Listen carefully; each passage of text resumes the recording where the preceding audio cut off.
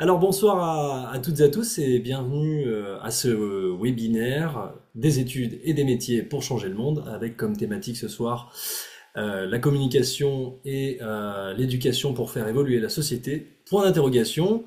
Ce webinaire fait partie d'une série de webinaires qui est organisée par Ecologica, donc qui s'intitule Des études et des métiers pour changer le monde, avec plusieurs thématiques qui sont abordées. La première session de ces webinaires a eu lieu en juin et on s'était interrogé sur et si devenir responsable RSE n'était pas suffisant.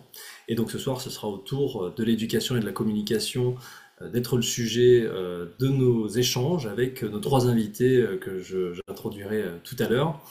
Ces webinaires sont organisés par Ecologica et on aura un webinaire qui sera organisé en février sur la même série avec une autre thématique à venir. Donc restez connectés pour être tenu informé.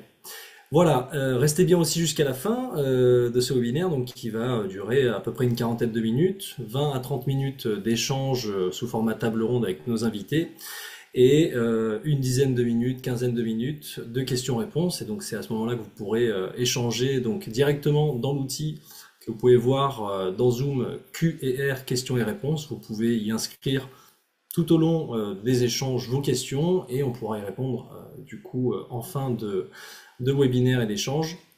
Aussi, en fin de webinaire et d'échange, on vous proposera des choses, notamment autour d'Ecologica, puisque Ecologica va officiellement ouvrir ses candidatures aujourd'hui. Et donc, on vous proposera une série de rendez-vous limités dans le temps, dans ces 2 prochaines semaines. Voilà, une quinzaine de rendez-vous possibles pour des personnes qui se poseraient des questions sur leur orientation et sur leurs études dans la transition écologique notamment. Voilà.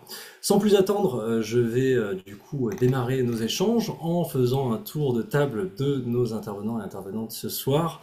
Merci encore d'être présente pour discuter autour de ce sujet, donc de l'éducation et de la communication. Je vais vous proposer chacune à tour de rôle en quelques mots vous présenter, et puis après je lancerai les questions.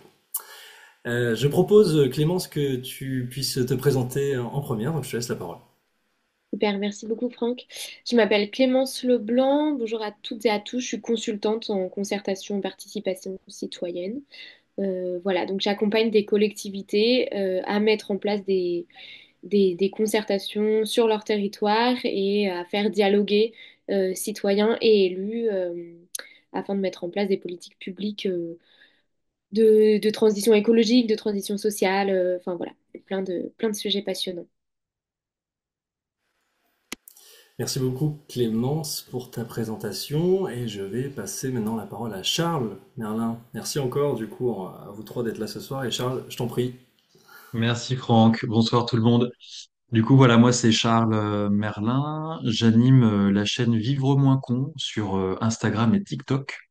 Donc je fais des vidéos pour essentiellement vulgariser l'actualité avec un point de vue engagé. Donc je parle d'écologie bien entendu, mais aussi de justice sociale, d'inégalité, de démocratie, d'éthique en politique, de plein de choses importantes. Et j'aide aussi des causes d'intérêt général à être plus connues, plus visibilisées, et des acteurs aussi qui sont engagés comme Ecologica. Super, merci beaucoup, Charles, et puis pour terminer ce tour de table, Camille. Merci Camille, d'être avec nous. On sait que tu es en trajet dans le train, donc je te laisse la parole. Oui, je vais à Paris au cas où on m'appelle, manquait. J'espère que vous m'entendez bien. Je suis donc Camille Marguin et moi je fais de la communication par la pratique depuis une dizaine d'années. J'ai cofondé un mouvement citoyen qui s'appelle Génération Cobaye Non Merci, dans laquelle on a revu toute la strate de com pour mobiliser plus facilement les citoyens, notamment des jeunes, sur les enjeux de santé et d'environnement, notamment pour lutter contre les perturbateurs endocriniens. Et du conseil en communication 360. J'interviens à Ecologica. Et puis, en ce moment, je suis responsable de la mobilisation pour l'association Victoire Populaire. Et Charles, je voulais savoir si vivre moins con t'avait permis d'être moins con. Est-ce que ça a marché, ta chaîne? Je sais même pas depuis combien de temps tu l'as lancée, mais je suis très fan.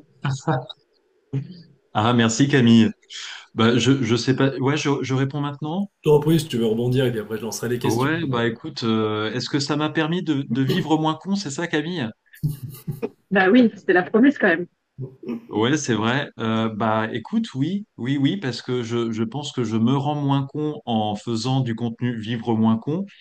Et après, bah, toutes les personnes que j'ai la chance de rencontrer et tous les sujets que je creuse et que j'explore, forcément, ça me rend effectivement moins con. Et ça fait 2 ans. Bon, je pense qu'on en parlera après, mais ça fait à peu près 2 ans que je suis sur Vivre moins con. Eh ben merci pour vos présentations. Et donc, je vais ouvrir le bal des questions avec cette première question qu'on vous propose d'échanger et de discuter, qui est en quoi et comment la transmission est-elle indispensable au changement? Donc, question quand même assez large. Je vous propose de pouvoir l'aborder avec votre prisme, votre angle, votre point de vue, votre position aussi, qui est chacune différente dans vos actions au quotidien. Est-ce que l'un ou l'une d'entre vous est inspiré et veut prendre la parole en premier ou en première? Camille, je t'en prie. Ouais, je veux bien commencer parce que j'ai une réponse pas très, comment dire, pas très politiquement correcte. Moi, j'ai fait une école de commerce et tout de suite, j'étais pas très attirée par la com à la base. Et en fait, en m'engageant dans l'associatif, je me suis rendu rapidement compte que c'était un peu le nerf de la guerre. Et ce que je dis souvent aux élèves, mais pas que, aussi aux organisations que je conseille, c'est que si on veut se battre à peu près à armes égales, ce qui n'est pas le cas, il faut qu'on utilise les mêmes techniques que les vendeurs de dentifrice. S'ils arrivent à vendre du dentifrice avec des paillettes, bah, nous, il faut qu'on arrive à vendre de l'engagement citoyen, des entreprises sociales, des vélos, enfin j'en sais rien, mais en tout cas, il faut qu'on utilise le marketing digital, il faut qu'on utilise le ciblage, les strates de com qui sont utilisées par les communicants depuis des années. Le capitalisme a très bien fait ça. Et du coup, moi, je pense qu'il n'y a pas de honte à s'inspirer de ces techniques-là. Et je pense que c'est hyper important pour faire advenir la transition qu'on veut voir arriver dans le monde. Voilà. Et du coup, ça, c'est vraiment un de mes partis pris.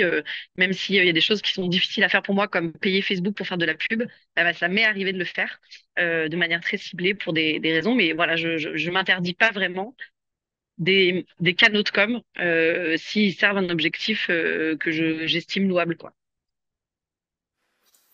Très bien, merci pour ce premier témoignage, Camille. Et je trouve que le lien est tout fait avec toi, Charles. Ta présence du coup sur des plateformes qui, on peut poser des questions sur l'éthique de ces plateformes, sur leur modèle économique, etc.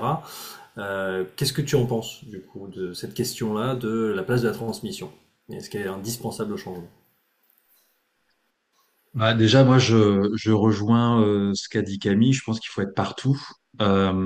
Et pour la simple et bonne raison que, en fait, si on veut initier un changement et que on ne transmet rien, eh ben, en fait, on va pas pouvoir déjà faire prendre conscience aux gens qu'on veut toucher qu'il y a un problème. Donc, la transmission, elle est importante pour conscientiser, pour faire conscientiser qu'il y a quelque chose qui va pas et que du coup, on peut pas continuer à avoir un modèle dans le cas de la transition écologique et sociale, un modèle qui est celui d'aujourd'hui qui ne va pas, qui fait du mal aux gens et qui fait du mal à la planète. Deuxièmement, on a besoin de la transmission aussi pour donner envie d'initier le changement, de passer à l'action, de d'être soi-même un acteur ou une actrice du changement. Et puis ensuite, une fois qu'on a réussi, je me place dans une dynamique positive, une fois qu'on a réussi à embarquer des gens avec nous, bah, il faut les outiller. Donc il faut transmettre des clés de compréhension, des bonnes pratiques, comme on dit, des connaissances qui vont nous permettre d'opérer ce changement. Et ce que je trouve intéressant, c'est que en fonction de l'objectif que l'on a, est-ce qu'on veut outiller les gens? Est-ce qu'on veut les inciter à passer à l'action, etc.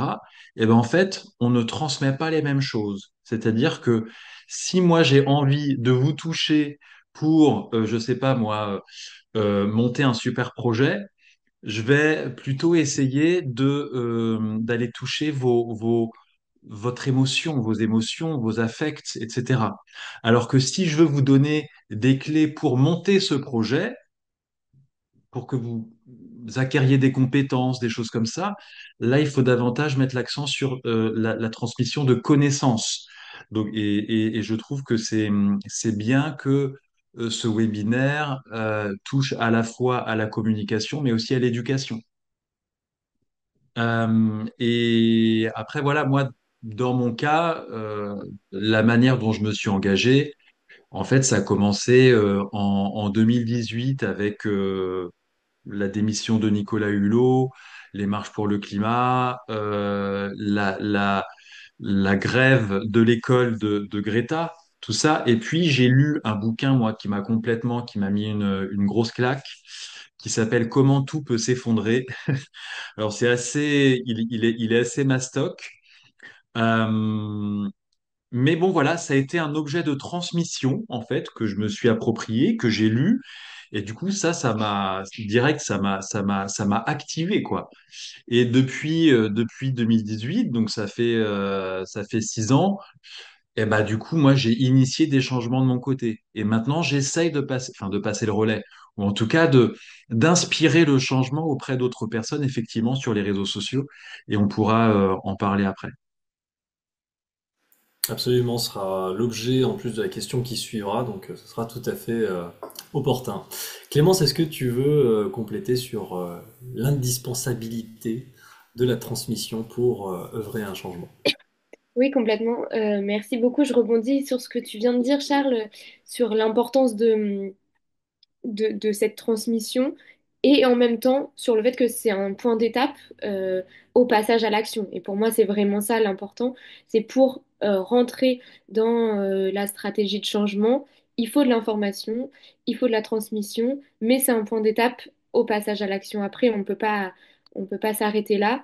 Ce qui vient à me questionner, moi, dans mon métier, sur quelle transmission on fait, sous quelle forme, de quelle qualité, pourquoi faire, et c'est ce que vous faites aussi dans vos contenus, mais en fait, on est quand même abreuvé d'informations un peu tous les jours, euh, sauf si vous avez réussi le miracle à enlever toute application de vos téléphones et tous réseaux sociaux extérieurs. Mais en fait, voilà, on a des informations tous les jours et ce qu'il faut arriver à faire, je trouve, c'est à savoir les trier, à savoir lesquels on veut regarder, lesquels on veut écouter et à comprendre un peu à la fois les stratégies rhétoriques qui sont mises en place dans les discours politiques, euh, pourquoi tel ordre du jour médiatique est choisi plutôt qu'un autre, pourquoi tel sujet est abordé plutôt qu'un autre.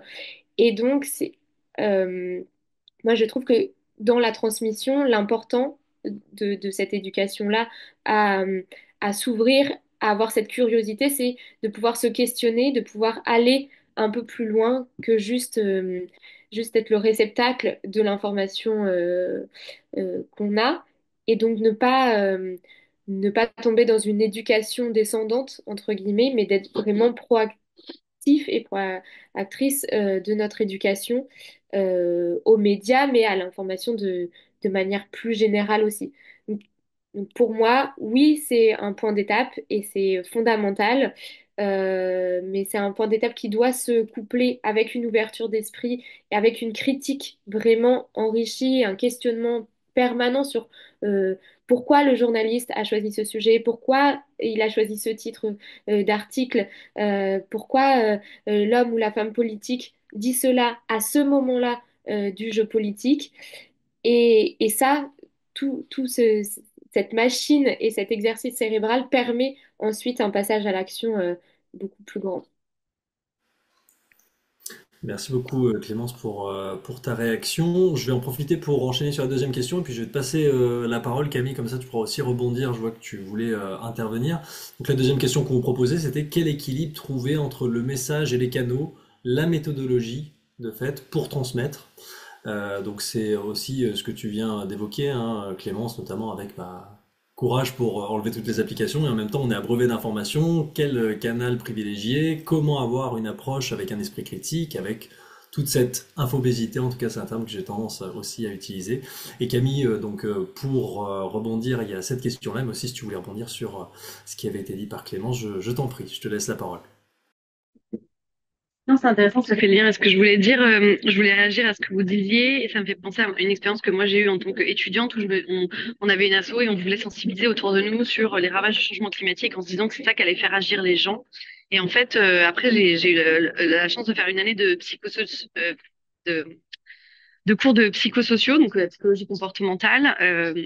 Et en fait, l'information n'est pas est importante, mais n'est pas un déclencheur d'engagement. Les émotions en sont un, le fait de vouloir faire comme les autres, etc.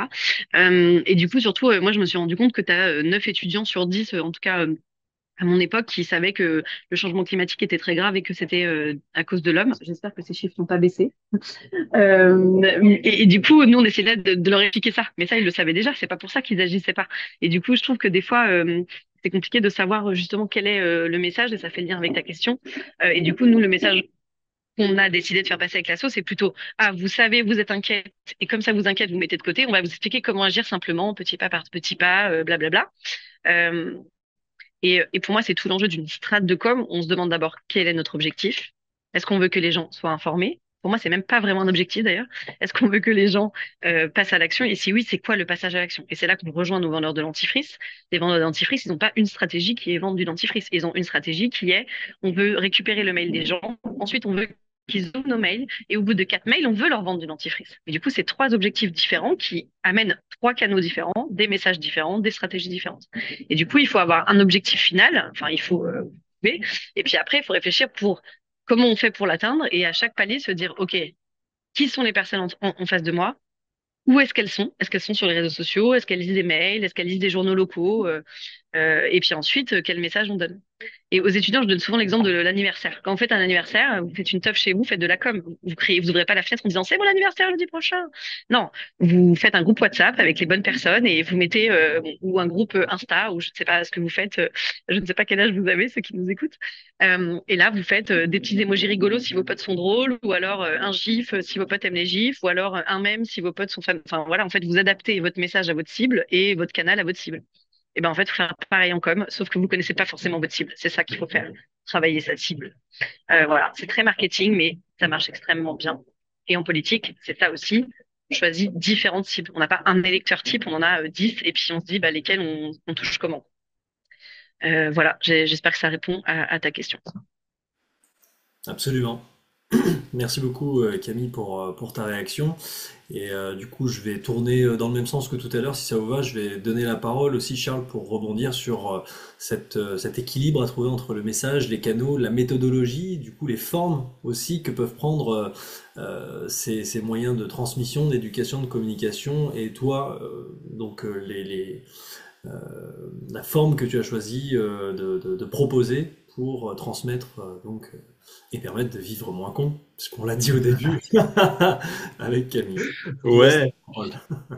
bah c'est une question qui est importante et je pense qu'il faut se poser avant même de comment dirais-je même peut-être d'entreprendre des études de com, c'est-à-dire c'est quel quel quel canal nous attire le plus? Est-ce qu'on se voit plus en télé, dans la presse, un podcast, un blog, les réseaux sociaux, etc.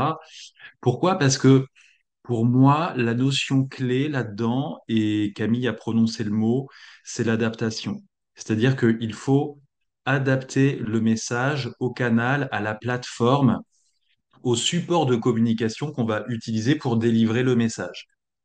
Et pourquoi c'est important de se poser cette question? Parce que les codes que l'on va adapter, qui sont propres aux médias sur lesquels on va s'exprimer, bah en fait, euh, il peut ne pas nous correspondre ou il peut nous correspondre.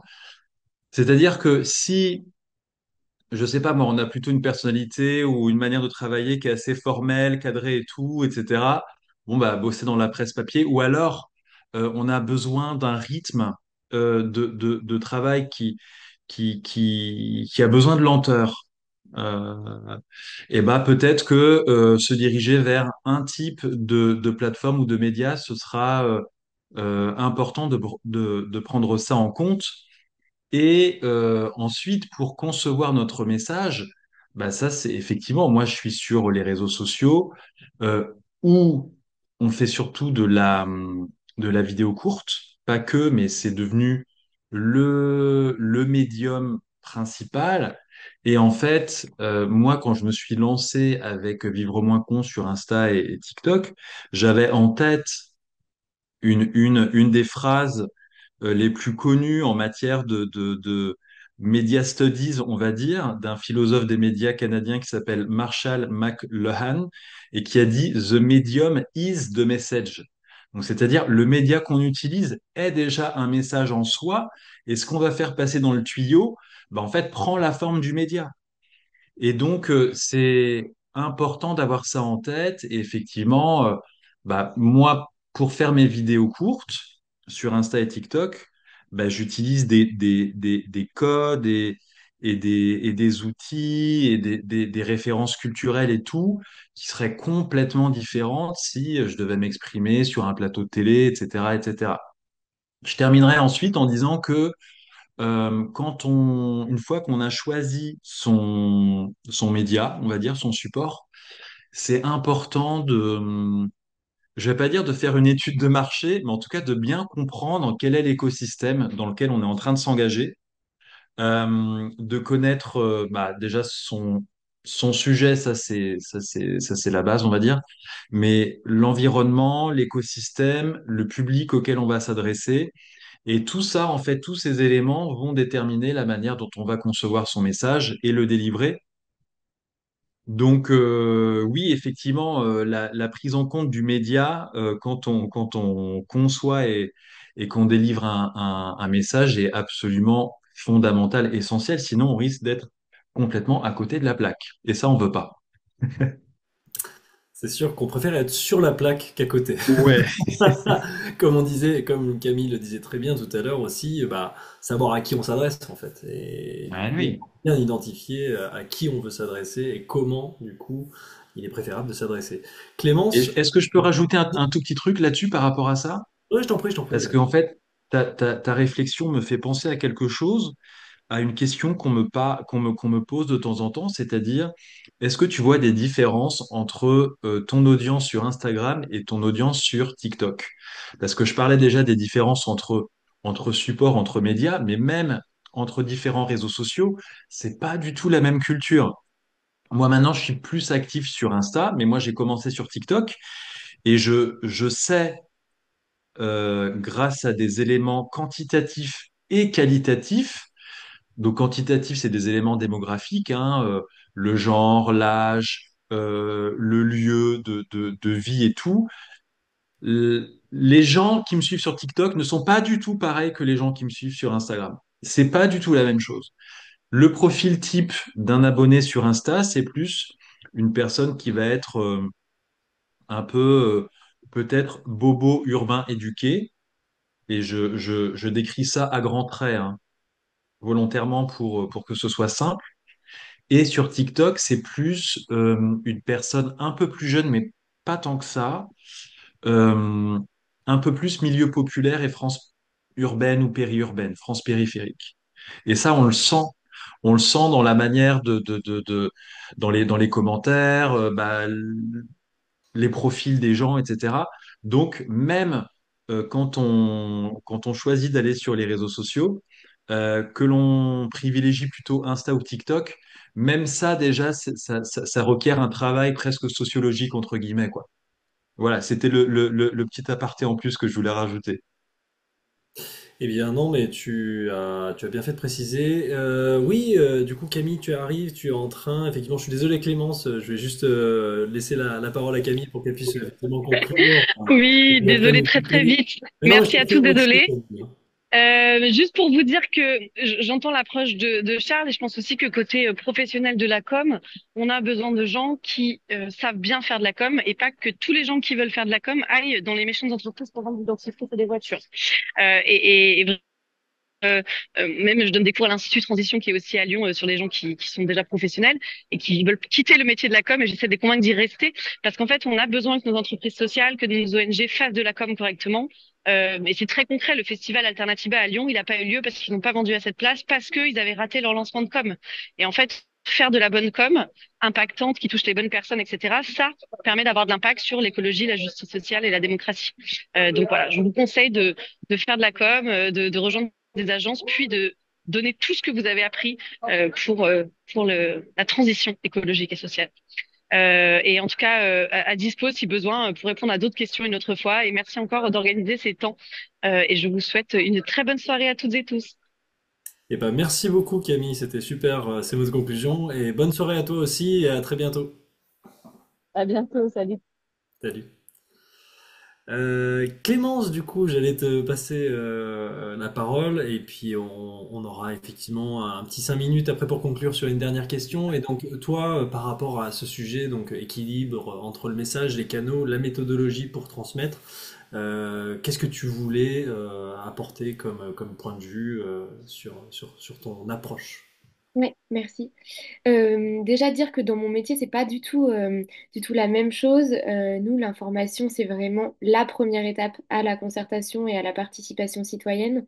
On considère qu'un citoyen qui est pas informé sur le sujet qu'on va traiter, en fait, c'est pas intéressant pour nous. On va pas passer une soirée entière à parler du renouvellement d'un plan vélo, d'un PLU ou que sais-je, si la personne n'a pas tous les éléments en tête. Donc déjà, donner cette information de manière euh, simple, lisible pour tous, sourcée et croisée, c'est le B à bas pour que chacun et chacune puisse s'exprimer et avoir les mêmes thèmes. Sinon, on retombe dans la division entre les agents de la collectivité qui ont l'expertise technique, les citoyens qui ont une expertise de terrain, une expertise d'usage, mais qui se sentent souvent dévalorisés ou pas à leur place dans ces processus de participation parce que non légitimes de poser un avis, et puis des élus qui ont un pouvoir légitime dû à leur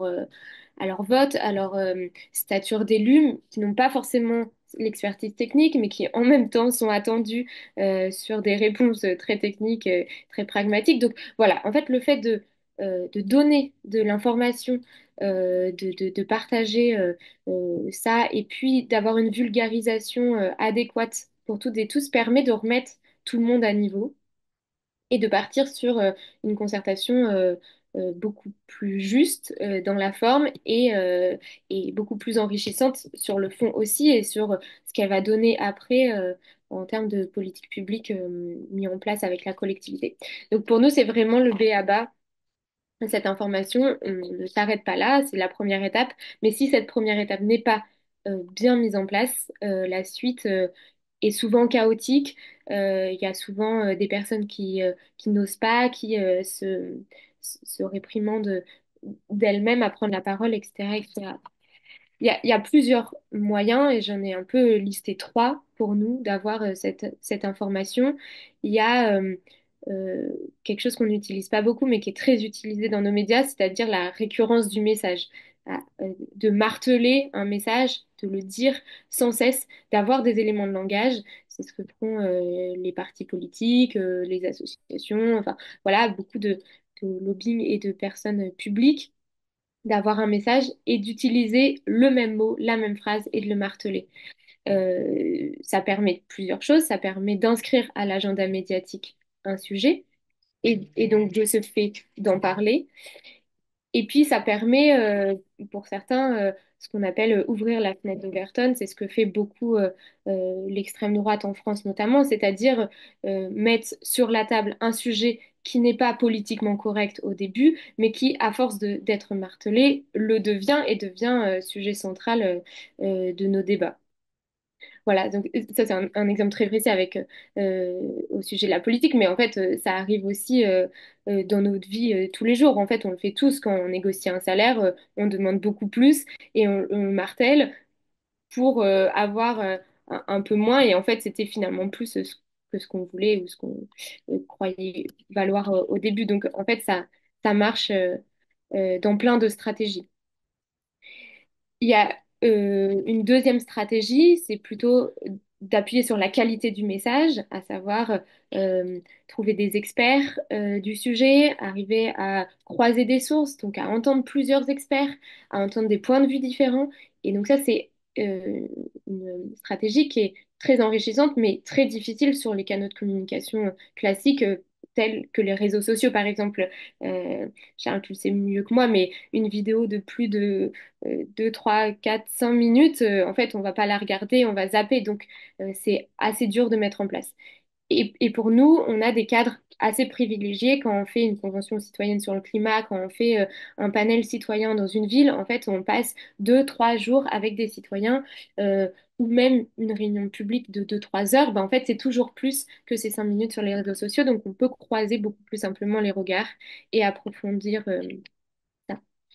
Néanmoins, ça suffit pas. Et donc, on a un troisième élément à mettre en place, c'est comment capter l'attention des personnes. En fait, on est sursollicité à longueur de journée, c'est ce que je disais au début. Et donc, même les meilleurs experts, les plus passionnants du monde, en fait, 3 heures de réunion publique avec des super experts du GIEC, bah, tout un chacun, à la fin de sa journée, à 20h30, on a plus envie de dormir ou d'aller boire un verre que de les écouter. Donc, il faut arriver à, à être là où les personnes ne nous attendent pas, à trouver des superfuges pour euh, avoir des contenus différents, euh, à arriver à avoir des tables rondes dynamiques, à mettre des vidéos, à avoir des graphiques ou une facilitation graphique au fur et à mesure de la soirée pour permettre euh, une représentation visuelle de ce qui est en train d'être dit par les personnes. Ça permet une plus grande inclusion aussi. Toutes les personnes ne sont pas en capacité de lire un rapport de 250 pages sur le plan climat de la métropole. Donc, il est important de varier un peu les supports. On peut faire un podcast aussi, audio, quelque chose qu'on peut écouter plus facilement dans les transports à d'autres moments. Euh, et on peut, par exemple, aller directement sur le terrain, aller chercher les gens là où ils sont, utiliser l'humour. Donc voilà, plein de stratagèmes qui existent.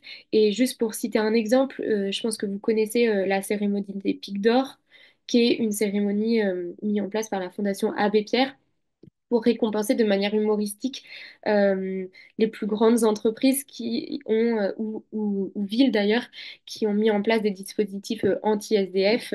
Donc voilà, donc un peu mettre en avant une chose absurde et au lieu de la critiquer et de la dénoncer frontalement, d'en faire une cérémonie comme une cérémonie des Césars. Donc voilà, avoir cet objectif d'informer pour pouvoir inclure et mettre à égalité tout le monde dans la concertation et trouver des stratagèmes pour capter l'attention, inclure tout le monde, que tout le monde se sente, enfin voilà, comprenne ce qu'on a envie de dire et trouver la meilleure vulgarisation possible en diversifiant les formats.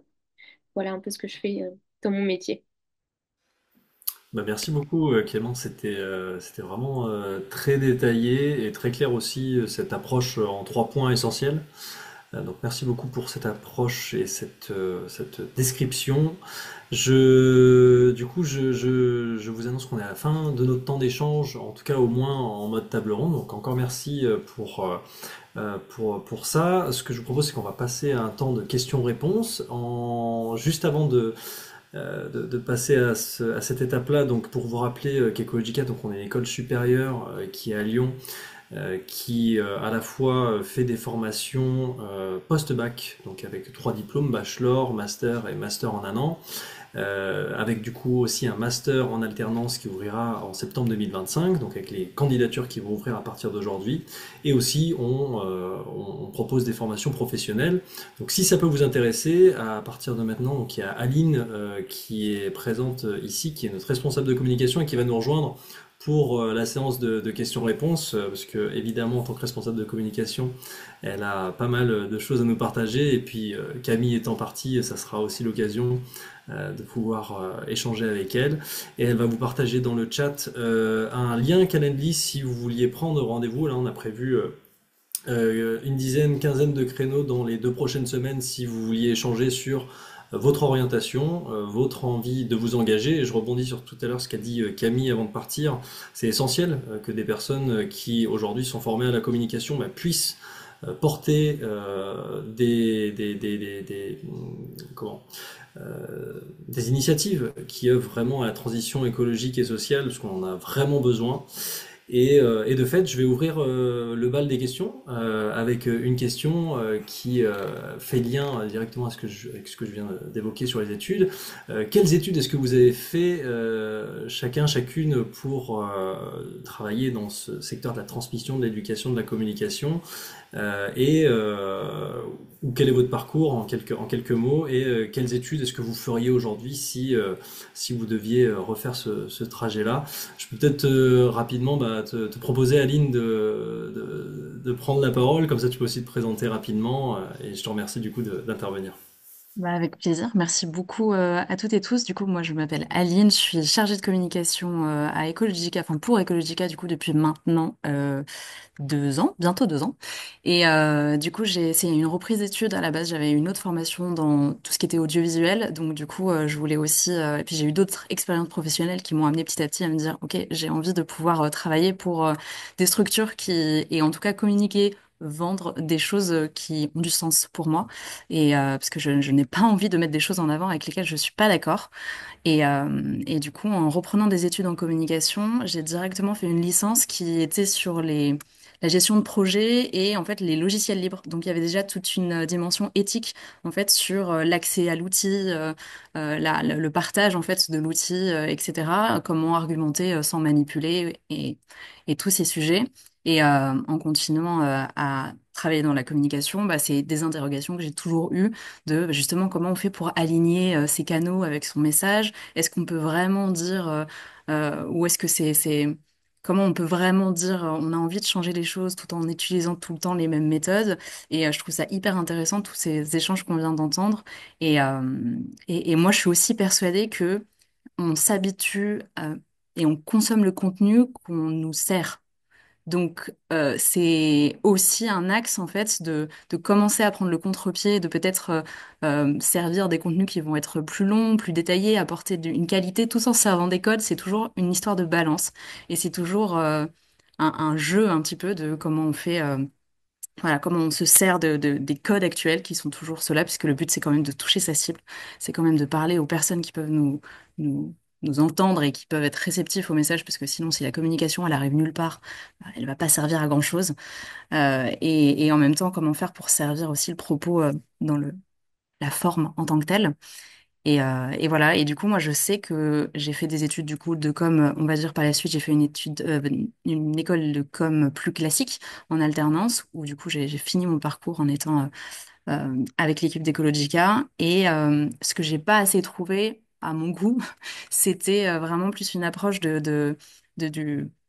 monde dans lequel on fonctionne. J'ai eu une initiation à la géopolitique, etc. Mais du coup, aussi avoir plus de choses pour nourrir en fait ce que je suis en train de créer aujourd'hui, pour avoir beaucoup plus de valeur dans ce que je peux amener aussi dans le propos, avoir une compréhension plus complète en fait de ce qui se passe aujourd'hui dans le monde, avoir plus d'éléments de ce genre tout en ayant les outils de communication que j'ai aujourd'hui et qu'on m'a appris et que je peux amener du coup.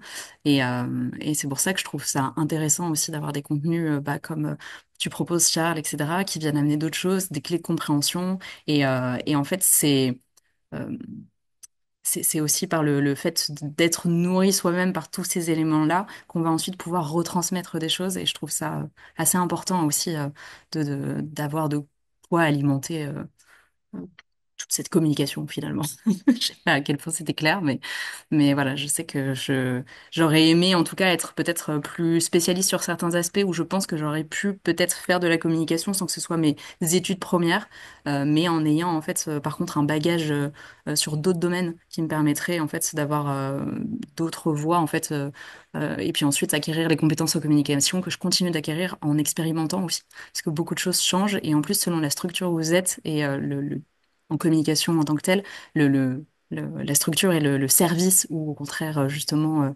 l'organisation et autres, ça va pas du tout s'adresser aux mêmes personnes. Donc en fait, les techniques vont tout le temps changer, tout le temps évoluer. C'est ça qui est aussi intéressant.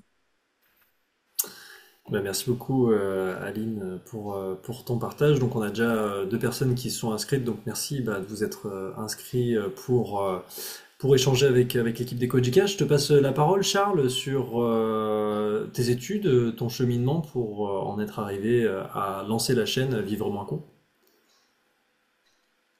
Oui, je vais vous faire la version courte parce que si je vous fais toute la version longue, on en a pour toute la nuit. C'est très bien, il nous reste Euh, en plus à peu près 5 minutes et après on va effectivement ouais, couper. ouais, ouais.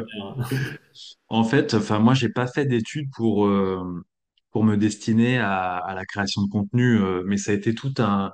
En fait, si vous voulez, mon parcours à la fois académique et professionnel, ça ressemble à un truc comme ça.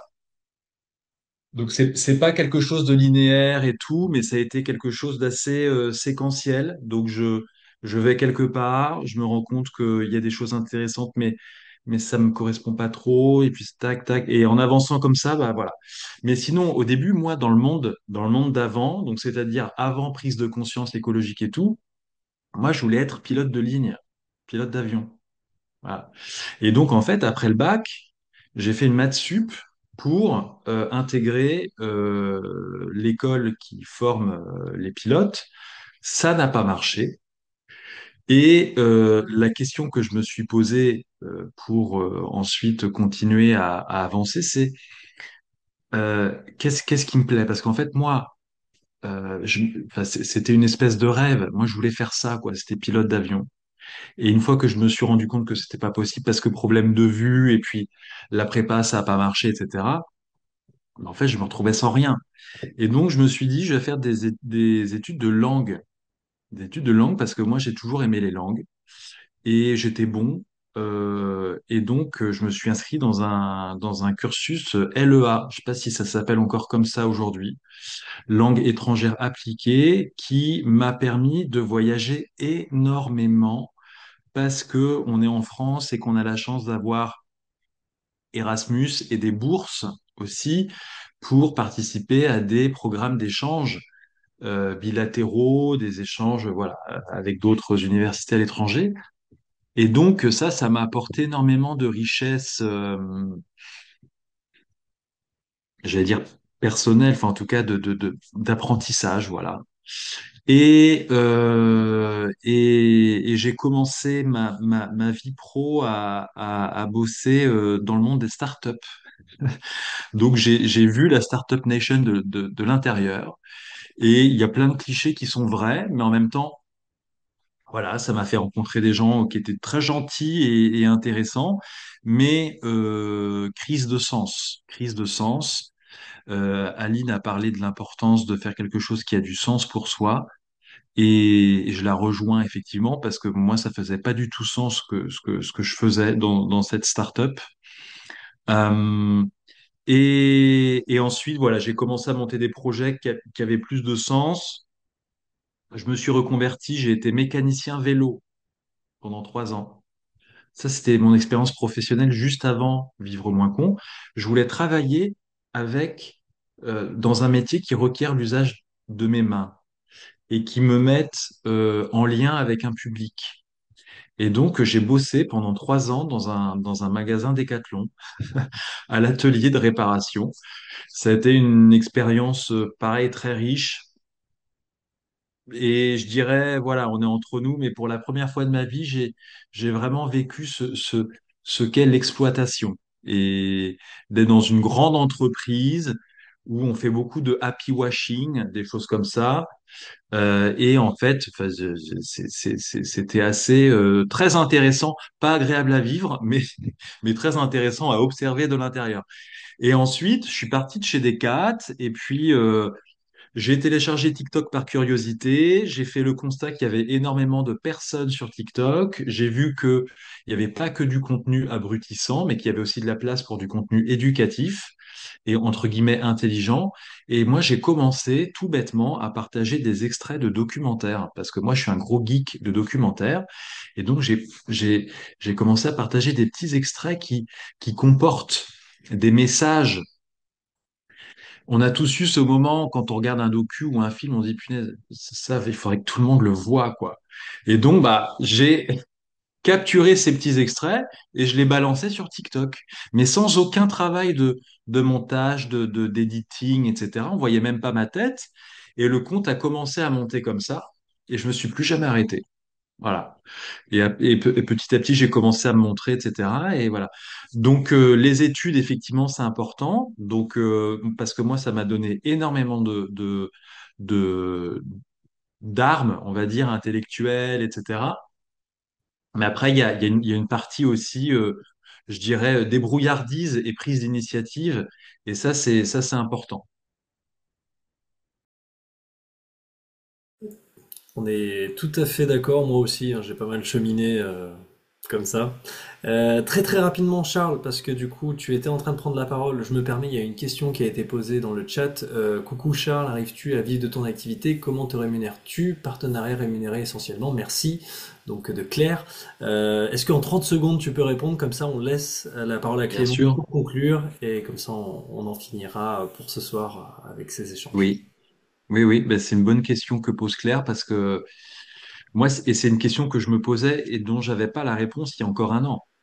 Parce que être créateur de contenu en faisant des partenariats avec Amazon, par exemple, je ne citerai pas quelle créatrice a fait un partenariat il y a quelques jours avec Amazon.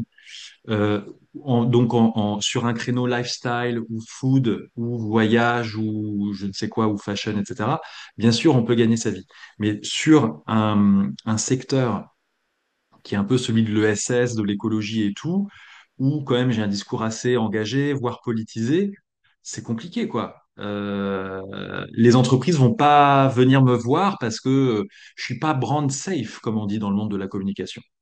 Parce que justement, je suis quelqu'un qui a des prises de position qui sont assez engagées, voilà. Et moi, j'ai aucun intérêt non plus à m'associer à ce genre de marque parce que ben, c'est pas moi et mon audience ne comprendrait pas du tout. Et donc, effectivement, pour répondre à Claire, eh bien, en tout cas, l'année 2024, elle montre que oui. Donc, enfin, peut-être que ça s'arrêtera, mais en tout cas, c'est bien parti pour que ça continue. Donc, je vis de mon activité et effectivement, le principal vecteur de rémunération, des collaborations. Des collaborations, surtout avec des associations, des ONG, des acteurs engagés, type Ecologica, Arte, des choses comme ça. Et effectivement, avec ces collaborations, je roule pas sur l'or, voilà. Donc j'ai pas une rémunération d'un créateur de contenu qui aurait peut-être la même audience que moi sur un autre créneau, mais j'en vis. Bah, merci beaucoup pour ce partage, Charles. Et Clémence, du coup, je te laisse la parole pour conclure et nous parler bah, de ton parcours, tes études, comment tu en es arrivé à cette situation. Merci beaucoup. Très rapidement, moi j'ai fait des études d'écologie politique. Je rejoins Aline sur l'intérêt d'avoir un cursus assez large et assez ouvert. En tout cas, moi c'est vraiment ce qui m'a nourri, Euh, notamment les 3 premières années de licence, d'avoir beaucoup de cours en fait très large pour encore une fois enrichir un peu son ouverture d'esprit et sa critique sur le monde. Je te rejoins, Charles, aussi sur l'importance d'avoir d'autres expériences extérieures autres que la formation. Moi, j'ai eu la chance d'être dans une formation où chaque année, on avait et des projets tutorés et un stage obligatoire en fin d'année dès la première année de licence. Et donc, en fait, c'est quand même beaucoup plus confortable. D'avoir une mauvaise expérience qui dure 6 semaines que d'avoir une première expérience où quand c'est ton CDD ou ton CDI en fin d'études. Euh, donc, euh, donc voilà, beaucoup de choses différentes. J'ai plutôt commencé du côté politique en étant conseillère d'élus au cabinet de la région Centre-Val de Loire, puis en étant collaboratrice parlementaire sur les sujets de la concertation, de l'écologie, du développement rural. Mais voilà, plutôt du côté accompagnement et conseil aux élus. Et puis, j'avais envie de faire ce lien, de continuer, mais de faire ce lien avec les citoyens, les citoyennes. Et donc, je suis plutôt tournée vers la concertation et la participation citoyenne. Euh, et là, j'ai essayé plusieurs choses en cabinet, en mairie, au Conseil national du débat public, qui est une administration indépendante qui garantit nos débats publics et le droit à l'information en France. Et, euh, et au final, dans dans un cabinet de conseil. Voilà, plein d'expériences pour en arriver là. J'essayais de faire court. Ouais, merci beaucoup, Clémence. Eh bien, merci aussi à Charles et à Aline de nous avoir rejoints pour cet espace de questions-réponses. On va donc conclure sur ce webinaire autour de la communication et de l'éducation pour œuvrer au changement de modèle de société auquel on tient particulièrement à Ecologica pour être suffisamment à la hauteur des enjeux écologiques et sociaux dont on fait face. Et puis en introduction, tout à l'heure, on parlait un petit peu de cette journée qui est quand même particulière d'un point de vue politique, où il va y avoir des choses ce soir qui vont se passer au niveau de l'Assemblée. Donc on va voir comment tout cela va peut-être, on l'espère, permettre d'avoir aussi des moyens, des ambitions au niveau national pour, on l'espère, avoir encore un peu plus d'impact. Voilà. Je vous laisse là-dessus. Je vous souhaite une très bonne soirée à toutes et à tous. N'hésitez pas, on vous renverra des informations si vous le souhaitez pour prendre rendez-vous avec nous, si vous vouliez des conseils sur votre orientation. Et on vous dit à très bientôt. Merci Salut tout beaucoup. le monde, Merci à toutes Merci, et à bonne soirée. tous. Au revoir. à plus.